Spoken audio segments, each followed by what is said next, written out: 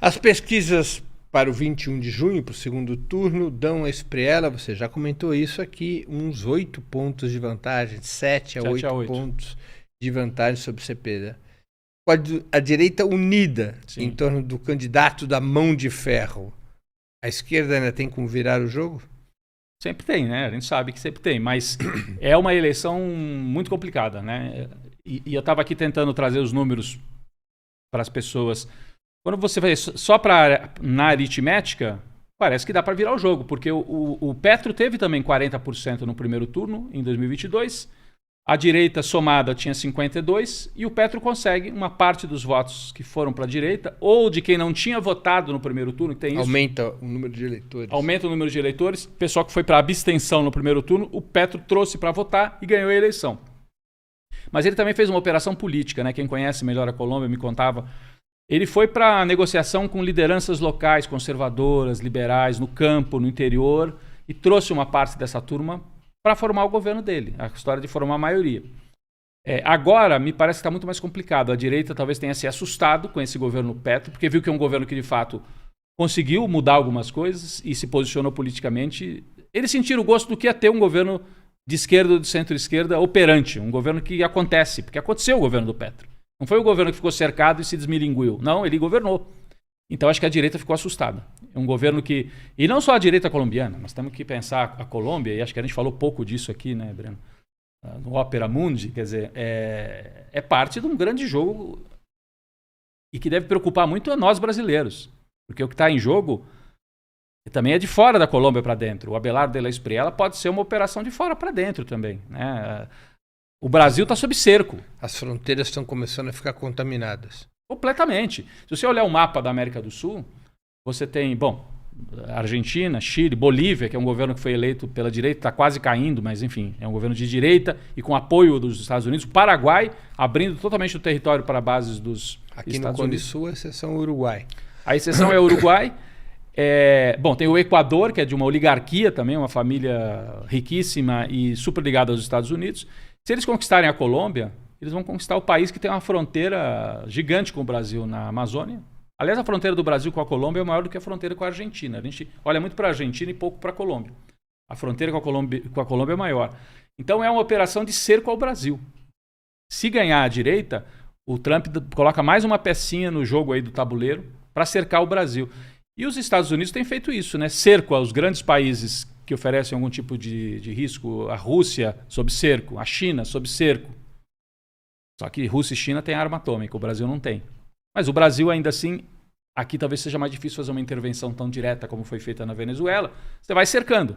Você cerca do ponto de vista geopolítico e cerca também no discurso e na economia, como a gente viu agora nessa coisa do tarifaço. Então a eleição da Colômbia faz parte de uma batalha maior, que é a batalha pela recolonização do nosso continente por parte dos Estados Unidos. Eu sempre dei muita atenção a isso e fui para o estudo também, o M19, eu gostei e mergulhei nesse estudo, porque eu acho que a questão do anti-imperialismo é central, sempre foi, e a esquerda no Brasil, durante um certo período, o PT, que tem a hegemonia da esquerda no Brasil, dava pouca atenção para esse debate do combate ao imperialismo. Até alguns setores na universidade, isso aí passou, isso aí é bobagem, já não vale mais. É difícil achar essa expressão em documentos da esquerda brasileira.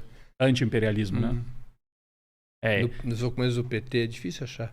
O PT tinha uma desconfiança tanto com o Estado Nacional brasileiro, tanto que valorizava demais a chamada sociedade civil, tinha todo um discurso, né? Desconfiava também do discurso anti-imperialista, achando que isso era uma coisa de uma esquerda antiga, que cabia agora a construção de uma nova esquerda. Tudo bem, cabe a construção de uma nova esquerda, mas a luta anti-imperialista é central, sempre foi e continua sendo central. Não dá para pensar numa batalha de esquerda, ou mesmo que seja de centro-esquerda, nem que seja de centro-esquerda, sem o anti-imperialismo. Isso para mim é central. Como é que você situa o Petro na esquerda latino-americana? Ele está mais para o lado do bloco no qual se situa Boric, Lula, ou mais para o lado onde se situava Chaves? Como é que se situa ele? Bom, eu acho que ele é bem diferente do Boric, né? Aliás, os dois, quando chegaram ao poder, eu tinha alguns amigos... Mas eles se juntaram para montar uma mesma articulação, né? Mas eu acho que eles são tão diferentes. Quando eu vi o Boric, vi o Petro, e eu tinha alguns amigos muito empolgados com o Boric, e eu olhava para aquilo e eu achava que aquilo ali ia esfarelar, que eu não sentia consistência. O Petro, eu diria que ele tem mais a ver com essa história talvez aí de se você quiser fazer essa separação do chavismo, de uma esquerda que não é necessariamente marxista, mas que também não ataca o marxismo e que não fala em nome de uma... Eu acho que é muito interessante isso.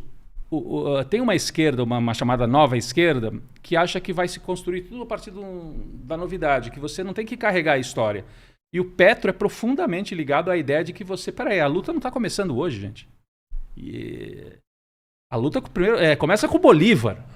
Independência nacional. Eles falam, vamos fazer a segunda independência nacional. Então eu acho que eu colocaria mais nessa linha do Chávez, nesse sentido, né? E na Colômbia é complexa essa história do Bolívar, né? Porque o fundador do país é um sujeito que traiu o Bolívar, né? É o Santander, porque na verdade ali quando tem a independência, a ideia, o projeto era a Gran Colômbia, que uniria Colômbia, Venezuela, Equador e o Panamá, né? O que hoje é o Panamá. E o Bolívar era a grande liderança ao lado do Santander. O Bolívar nascido em Caracas e o Santander nascido no que hoje é a Colômbia. E eles entram em disputa e a turma do Santander tenta matar o Bolívar. Ele escapa. Então a violência ali começa já... Contra o Bolívar. Contra o Bolívar entre os fundadores da pátria. E o Santander é tido como um tipo mais afeito às leis, ao liberalismo, né? Então o Partido Liberal colombiano sempre reivindicou muito mais o Santander e o Partido Conservador mais o Bolívar. Depois os liberais passaram a reivindicar o Bolívar, porque o Bolívar é um semideus, né, nos países ali dessa região especialmente, né? Mas é curioso mesmo, porque o Bolívar é uma figura que teve que... Bom, ele morre indo embora, ele morre indo para o exílio, né? O General em su Labirinto, né? O famoso livro do Gabriel Garcia Marques. Aliás, eu recomendo, quem quiser, é muito legal. Eu li enquanto estava escrevendo para me inspirar um pouco. É o Bolívar indo embora, expulso, exilado, derrotado, e ele não consegue nem ir embora. Ele morre doente um pouquinho antes de deixar o território... Supostamente de tuberculose, né? De tuberculose, né? Então, por isso que é o General em su Labirinto, aí ele vai ficando doente, e ele, como é que eu saio desse labirinto? É o labirinto político e o labirinto pessoal que acaba levando à morte. É um personagem tanto, o Bolívar também, né? Uma das posições mais polêmicas do Petro ao longo do seu mandato foi acerca da exploração do petróleo. Tem até uma pergunta de uma espectadora nossa, a Roberta Graff, contribuiu aqui com o Superchat, e ela diz: salve, grandes Breno e Rodrigo, sou da Amazônia. Petro é contra a exploração de petróleo na floresta. O que você vê da população de lá sobre isso? De lá deve ser da Colômbia. Não, o Petro, então, ele tem apesar de ter essa linha nacionalista, ele matiza isso por um discurso ambiental super forte. Aquela história do bem viver, que a gente via, o bem viver, que a gente ouvia muito na Bolívia, nas populações indígenas do interior, do tipo, o desenvolvimento não deve vir a qualquer preço, né? Então, é um nacionalismo, inclusive no campo econômico, mas um nacionalismo que diz, é importante explorar petróleo, mas se tiver que derrubar as nossas florestas, não. Então, você vê como é curioso, né? Desse ponto de vista, ele é realmente uma nova esquerda. Ele incorpora essa pauta do ambientalismo de maneira bastante enfática, mas sem abrir mão de algumas coisas que vêm do passado. Isso que eu acho que faz dele uma liderança tão importante, tão firme.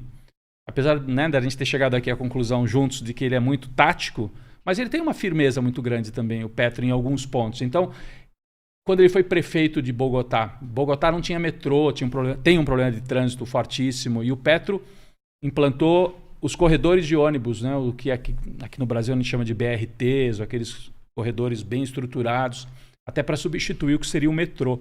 E fez isso em nome da qualidade de vida, mas também em nome do meio ambiente, para ter menos carro, para ter mais qualidade ambiental, menos poluição. Então ele foi agregando, até na experiência como prefeito, coisa que o Haddad também fez como prefeito de São Paulo, essa ideia de que você tem que melhorar a vida, que a vida tem que estar melhor. Não é só construir fábricas e o desenvolvimento nacional no estilo da esquerda nacionalista dos anos 50, não é isso. Então ele atualiza Nesse ponto ele se atualiza.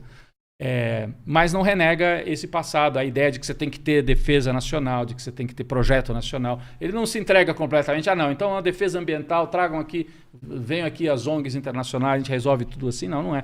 Ele mantém o discurso de projeto nacional, abrindo algumas pautas novas como essa que a nossa espectadora trouxe aí muito bem, né?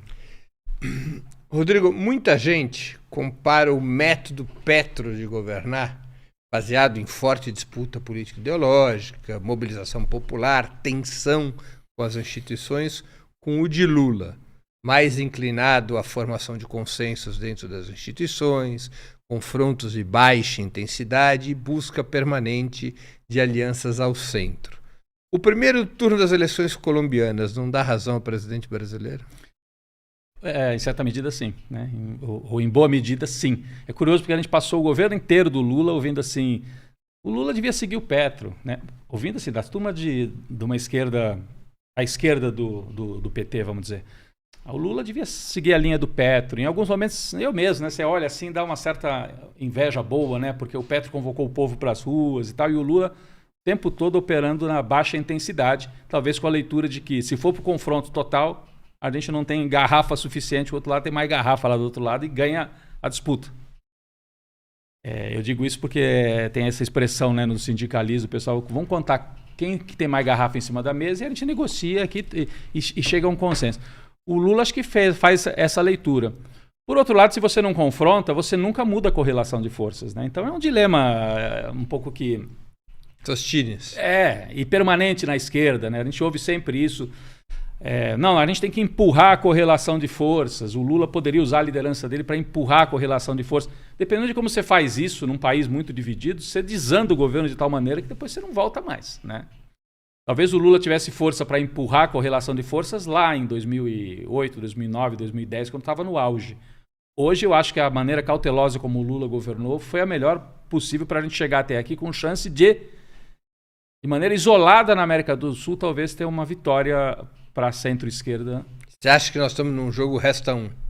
Parece, né? Fora o Uruguai, talvez reste só o Lula aqui na América do Sul. Porque a Venezuela, você pode dizer melhor, mas a Venezuela não sei para que lado que está mais, né? Olhando para lá já não consigo entender. Acho que nem é o caso da gente entrar aqui, senão vira outro programa, né?